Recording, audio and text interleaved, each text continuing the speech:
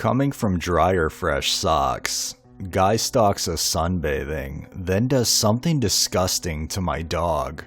I'm a 24-year-old girl, but at the time of this story, I was about 16 and my younger sister was about 14.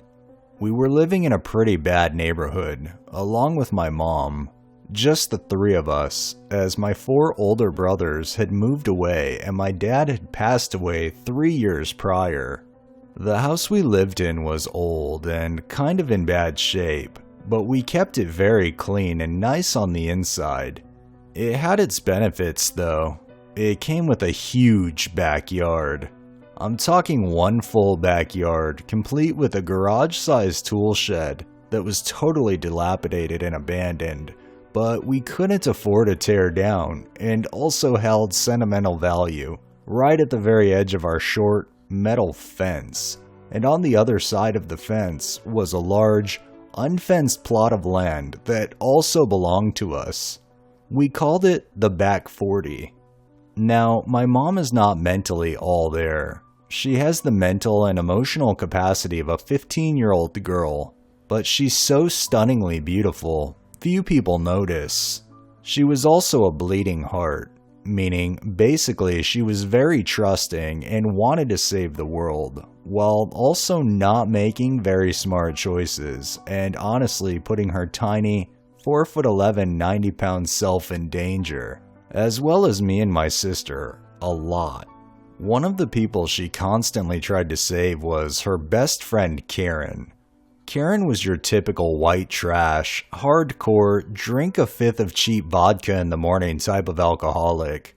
She'd show up at our place hammered a few times a week, sometimes for food or money, to hang out, to steal the change off my dresser. You get the idea. Well, one day she shows up with a camper and a borrowed truck. She tells my mom that she needs somewhere to keep it because her new husband kicked her out. I immediately think that's a bad idea. It looks like it hasn't been touched since the 70s. It probably has rats and it's probably stolen. But my mom, the bleeding heart, says fine, you can park it behind the shed. I agree because then it wouldn't be an eyesore at least. Mistake number one. She parks it between the metal fence and the back of the shed, so just the very end of it and the hitch are visible from the front of the shed. We all kind of forget it exists for a few months. Then, one day, our cousin abandons a puppy at our house. It's a pit bull and it takes to us immediately.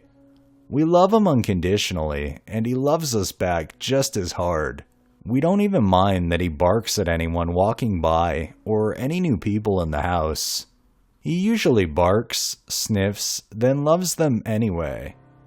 We begin to feel kinda safe at the house, a feeling I hadn't had since the last of my brothers left home. A few months later, it's summertime, and my mom is teaching summer school, so my sister and I are home alone. It's about noon, and we decide to go sunbathing in the backyard. We toss on our bikinis, grab towels, and lay out in the sun, reading, talking, bonding like only a 16-year-old and 14-year-old can. But I start to feel uneasy. I start to feel like I'm being watched. I don't know why, but I just get the feeling we should go inside. My sister is a very nervous girl sometimes, prone to crying and breaking down when she's spooked.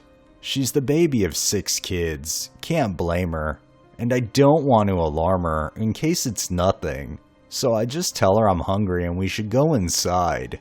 She agrees quickly, and I can tell she's rushing as she grabs her stuff. Fuck, she feels it too. Probably doesn't want to seem like a baby though.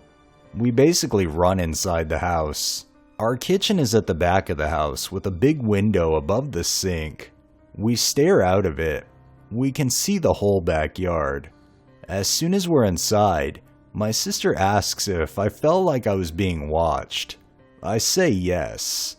We have a creepy neighbor who is in love with my mom, Karen's ex-husband, who sometimes creeps around the woods next door.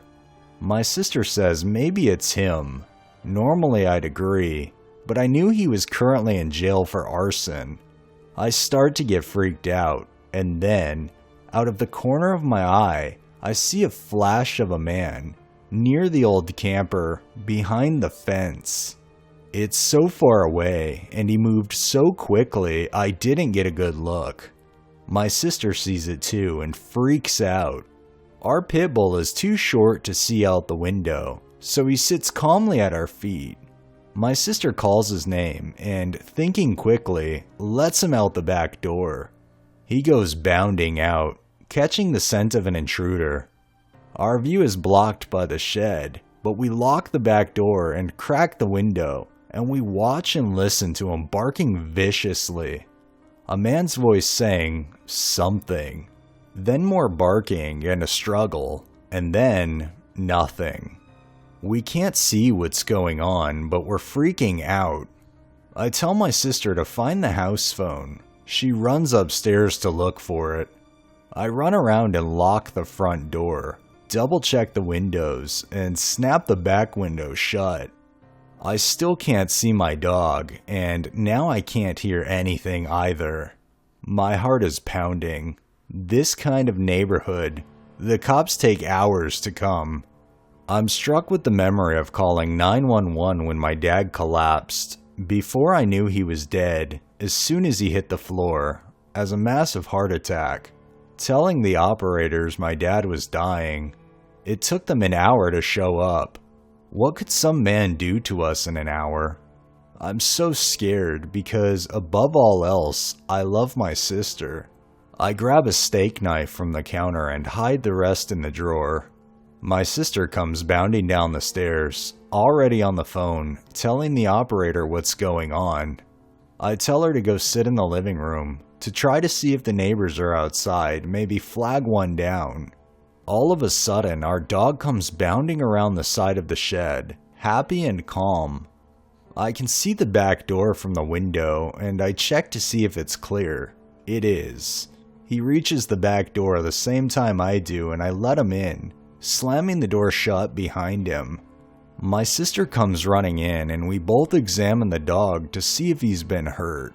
What we see at that moment still makes me nauseous to think about. We look at each other, embarrassed. I don't know what to say. I don't know if my sister is old enough to know what we're looking at. We're silent, until she breaks quiet. Is that cum on his face? I throw up in the sink. That answers her question. I lift my head from the sink and out the window. I see a man jump the fence toward the back 40, away from us, and take off running into the woods that neighbor our house. My sister, still on the phone, doesn't mention what we found on our dog's face. Out of embarrassment, out of fear, maybe because she was scared to admit she knew what cum looked like. I don't know. Those are the reasons I don't mention it to the cops who show up 45 minutes later though. I'm assuming her reasons were similar. The cops thoroughly checked the woods, but the guy was long gone. They checked the shed, but it had obviously not been entered in years. Finally, they checked the camper. Someone had been living in there for a while. Clothes, CDs, a CD player, dog toys, food, needles, and other drug paraphernalia were found inside. The dog toys explained how the guy was able to calm down our dog long enough to mess with him. He was a sucker for a raw bone or a plushie toy. Police said it was a harmless drifter looking for a place to live and told us to get rid of the camper. We did, that day. I'd like to say my mom learned a lesson, but she didn't. I did though. My sister is tougher than I thought, and she was probably ready for the sex talk.